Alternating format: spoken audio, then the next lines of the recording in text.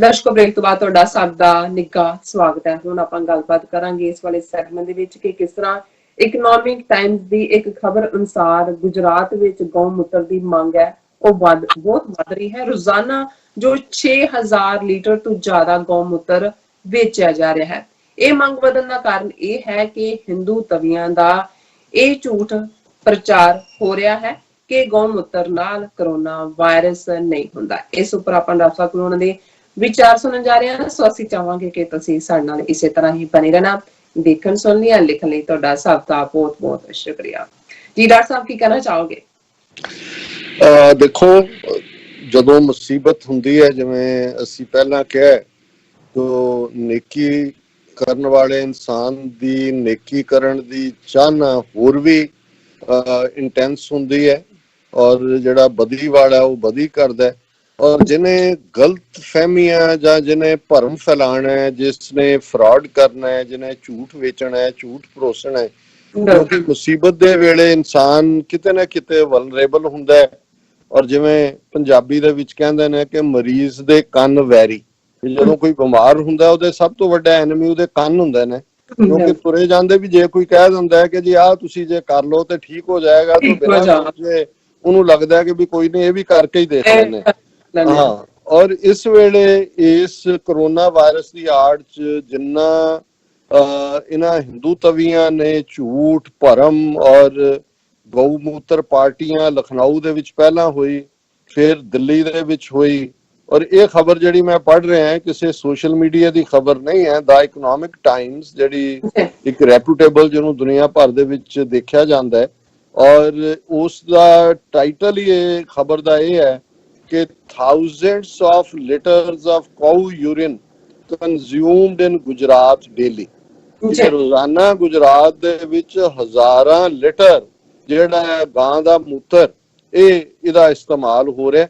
ਔਰ ਗਾਂਧੀ ਨਗਰ ਜਿਹੜੀ ਕੈਪੀਟਲ ਹੈ ਗੁਜਰਾਤ ਦੀ, ਜਿੱਥੋਂ ਮੋਦੀ ਆਇਆ, ਉਹਦੀ ਡੇਟ ਲਾਈਨ ਨਾਲ ਖਬਰ ਹੈ, sale of cow urine has picked up in Gujarat as belief that it has immunity boosting property gains ground in the state amid the coronavirus outbreak। ਕਿ ਵੀ ਉਹਦੀ ਸੇਲ ਬੜੀ ਤੇਜ਼ੀ ਨਾਲ ਵੱਧ ਰਹੀ ਹੈ ਕਿਉਂਕਿ ਇਹ ਇੱਕ ਖਿਆਲ ਫੈਲਿਆ ਹੋਇਆ ਕਿ ਇਹਦੇ ਨਾਲ ਤੁਹਾਡੀ ਬਾਡੀ ਇਮਿਊਨਿਟੀ ਜਿਹੜੀ ਹੈ ਉਹ ਬਹੁਤ ਜ਼ਿਆਦਾ ਵੱਧ ਜਾਂਦੀ ਹੈ। ਔਰ ਇਹ ਗੱਲ ਕੋਈ ਮਾੜਾ ਮੋਟਾ ਗਿਆ, ਤੁਸੀਂ ਦੇਖੋ ਵੀ ਉਹਨਾਂ ਨੇ ਆਪਣਾ ਝੂਠ ਵੇਚਣ ਲਈ ਕਿਸ ਕਿਸਮ ਦੇ ਲੋਕ ਰੱਖੇ ਹੋਏ ਨੇ। ਇਹ ਕਥੀਰੀਆ ਨਾਂ ਦਾ ਇੱਕ ਬੰਦਾ ਹੈ ਜਿਹੜਾ ਖੁਦ ਔਨਕੋਲੋਜੀ ਸਰਜਨ ਹੈ। ਔਨਕੋਲੋਜੀ ਕੈਂਸਰ ਨਾਲ ਰਿਲੇਟਡ ਜਿਹੜੀ ਸਾਇੰਸ ਹੈ ਉਸਨੂੰ ਕਿਹਾ ਜਾਂਦਾ ਹੈ ਔਨਕੋਲੋਜੀ ਸਰਜਨ। ਇਹ ਯੂਨੀਅਨ ਮਿਨਿਸਟਰ ਆਫ ਸਟੇਟ ਤੇ ਜਿਹੜਾ ਸੈਂਟਰ ਦੇ ਵਿੱਚ ਮਿਨਿਸਟਰ ਰਿਹਾ, ਉਹ ਵੀ ਹੈਲਥ ਦਾ ਮਿਨਿਸਟਰ। ਔਰ ਤੁਸੀਂ ਅੰਦਾਜ਼ਾ ਲਾਓ ਕਿ ਕਿਸ ਕਿਸਮ ਦੀਆਂ ਰਿਸਰਚਿਸ ਦੇ ਨਾਂ ਥੱਲੇ ਇਹ ਕੀ ਗੁਨਾਹ ਕਰ ਰਹੇ ਨੇ।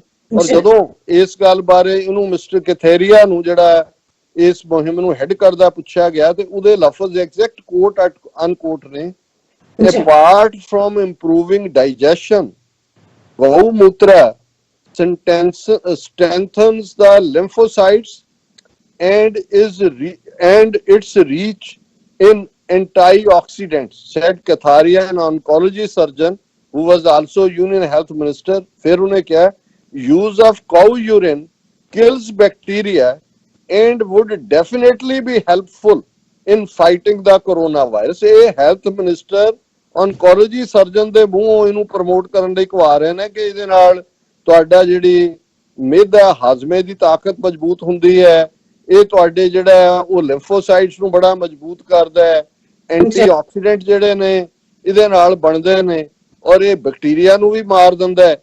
ਇਸ ਲਈ ਜਿਹੜਾ ਇਹ ਬੜਾ ਜਿਹੜਾ ਉਹ ਇਸ ਕਰੋਨਾ ਵਾਇਰਸ ਦੇ ਨਾਲ ਲੜੇਗਾ। ਔਰ ਉਹਨਾਂ ਦੀ ਜਿਹੜੀ ਡੀਟੇਲ ਹੈ ਵੀ ਕੱਲਾ ਗਊ ਮੂਤਰ ਹੀ ਨਹੀਂ ਵੇਚ ਰਹੇ, consumption of gau mutra, cow urine and Gaumutra Ark or condensed cow urine in the state has risen significantly after the coronavirus outbreak to about 6,000 liters a day। ਇੱਕ ਸ਼ਹਿਰ ਦੀ ਗੱਲ ਹੋ ਰਹੀ ਹੈ ਕਿ ਗਊ ਦਾ ਮੂਤ ਵੀ, ਉਹਦਾ ਕੋਈ ਅਰਕ ਵੀ ਕੱਢ ਕੇ ਦੇ ਰਹੇ ਨੇ, ਔਰ ਉਹਦੇ ਕਾਊ ਯੂਰਿਨ ਨੂੰ ਕੰਡੈਂਸ ਕਰਕੇ, ਜਿਹੜੇ ਕਹਿੰਦੇ ਹੋਣਗੇ ਜੀ ਮੁਸ਼ਕ ਆਉਂਦੇ ਨੂੰ ਕਹਿੰਦੇ ਨਹੀਂ ਨਹੀਂ ਤੁਹਾਨੂੰ ਪਾਊਡਰ ਬਣਾ ਦਿੰਦੇ ਆ, ਇਹਨੂੰ ਸੁਕਾ ਕੇ ਜਿਹੜਾ ਉਹ ਦੇ ਰਹੇ ਨੇ। ਔਰ ਇਸ ਦੇ ਨਾਲ ਈਵਨ ਜਿਹੜਾ ਕਈ ਥਾਵਾਂ ਦੇ ਉੱਤੇ ਜਿਹੜਾ ਸਪਰੇ ਹੈ ਕਊ ਮੂਤਰ ਦਾ, in Gujarat cow urine is not only being sold for oral consumption, ਉਹਦੀਆਂ ਗੋਲੀਆਂ ਵੀ ਖਵਾ ਰਹੇ ਨੇ, but is also being used to manufacture body spray to keep the malicious microbes away, said Katheria।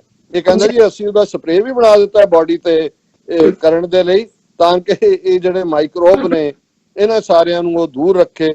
ਹੁਣ ਇਸ ਦੇ ਲਈ ਜੇ ਹੋਰ ਕੀ ਲਫ਼ਜ਼ ਕਿਹਾ ਜਾਏ ਕਿ ਇੱਕ ਪਾਸੇ ਤਾਂ ਇਸ ਕਿਸਮ ਦਾ ਕੁਫਰ ਜਿਹੜਾ ਹੈ ਉਹ ਪਰੋਸਿਆ ਜਾ ਰਿਹਾ, ਪਰ ਦੂਸਰੇ ਪਾਸੇ ਜਿਵੇਂ ਅਸੀਂ ਦੇਖ ਰਹੇ ਹਾਂ ਲਗਾਤਾਰਤਾ ਨਾਲ ਕੋਈ ਨਾ ਕੋਈ ਖਬਰ ਹੁੰਦੀ ਹੈ।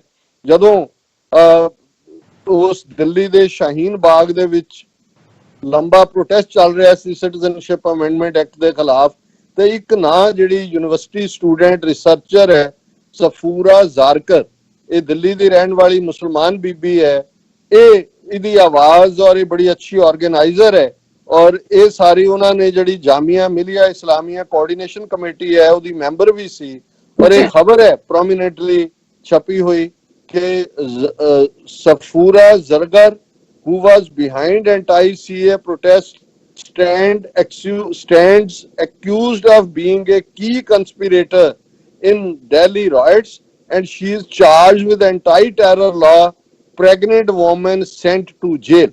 ਹੁਣ ਇੱਕ ਪਾਸੇ ਉਧਰ ਗਊ ਮੂਤਰ ਵੇਚ ਰਹੇ ਨੇ, ਡਰਾਮਾ ਕਰਨ ਨੂੰ ਦਿੱਲੀ ਦੇ ਵਿੱਚ ਬਗਲਾ ਸਾਹਿਬ ਦੇ ਦੁਆਲੇ ਪੁਲਿਸ ਪਰਕਰਮਾ ਕਰ ਰਹੀ ਹੈ ਕਿ ਜੀ ਬੜਾ ਥੈਂਕ ਯੂ ਸਿੱਖਾਂ ਨੂੰ, ਔਰ ਦੂਜੇ ਪਾਸੇ ਸਫੂਰਾ ਜ਼ਰਗਰ ਨੂੰ ਜਿਹੜੀ ਪ੍ਰੈਗਨੈਂਟ ਹੈ, ਫਸਟ ਟ੍ਰਾਈਮੈਸਟਰ ਹੈ ਉਹਦਾ ਪ੍ਰੈਗਨੈਂਸੀ ਦਾ, ਔਰ ਉਹਦੇ ਚ ਉਹਨਾਂ ਨੇ ਉਹਨੂੰ ਅਰੈਸਟ ਕਰਕੇ she spent her first day of Ramadan in the high security Tihad jail in the Indian capital New Delhi।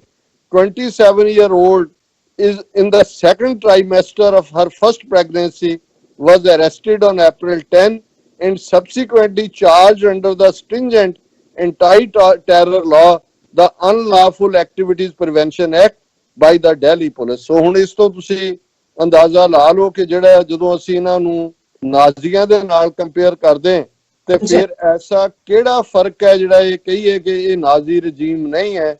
ਇਹ ਹਾਲ ਉੱਥੇ ਵੀ ਚੱਲ ਰਿਹਾ ਹੈ, ਔਰ ਜੋ ਕੁਝ ਪੰਜਾਬ ਦੇ ਵਿੱਚ ਚੱਲ ਰਿਹਾ, ਹੁਣ ਇੱਕ ਪਾਸੇ ਤਾਂ ਉਹਨਾਂ ਨੇ ਕਿਵੇਂ ਇੱਕ ਨਿਹੰਗ ਸਿੰਘ ਜਿਹਨੂੰ ਪਤਾ ਨਹੀਂ ਪੁਲਿਸ ਨੇ ਕੀ ਅਪਮਾਨਿਤ ਕਰਨ ਵਾਲਾ ਕਿਹਾ, ਉਹਨੇ ਅਟੈਕ ਕੀਤਾ ਔਰ ਉਹਨੂੰ ਕਿਵੇਂ ਸਾਰੀ ਸਿੱਖ ਕੌਮ ਨੂੰ ਟਾਰਗੇਟ ਕੀਤਾ ਹੈ, ਪਰ ਦੂਸਰੇ ਪਾਸੇ ਉਸੇ ਹੀ ਪਟਿਆਲੇ ਦੀ ਖਬਰ ਹੈ ਔਰ ਇਹ ਕਿ ਕਿਵੇਂ ਲੰਗਰ ਦੇ ਪਾਸ ਲਏ ਹੋਏ ਨੇ ਹਿੰਦੂ ਸ਼ਿਵ ਸੈਨਾ ਨੇ। ਜਿਵੇਂ ਮੈਂ ਪਹਿਲਾਂ ਕਿਹਾ ਸੀ ਕਿ ਜਿਵੇਂ ਸੇਵਾ ਲਫ਼ਜ਼ ਬਦਨਾਮ ਕਰ ਜਿਹੜਾ ਇਹਨਾਂ ਨੇ RSS ਨੇ ਆਪਣੇ ਨਾਂ ਕਰਵਾ ਕੇ ਸੇਵਾ ਇੰਟਰਨੈਸ਼ਨਲ ਨਾਂ ਦੀ ਜਥੇਬੰਦੀ ਅਮਰੀਕਾ ਦੇ ਵਿੱਚ ਫਲੋਟ ਕੀਤੀ ਹੋਈ ਹੈ, ਇਸੇ ਤਰ੍ਹਾਂ ਲੰਗਰ ਇੰਸਟੀਟਿਊਸ਼ਨ ਵੀ ਇਹਨਾਂ ਸ਼ਿਵ ਸੈਨਾ ਹਿੰਦੂਆਂ ਨੇ ਉਸ ਨੂੰ ਵੀ ਬਦਨਾਮ ਕਰਨ ਦੀ ਠਾਣੀ ਹੋਈ ਹੈ।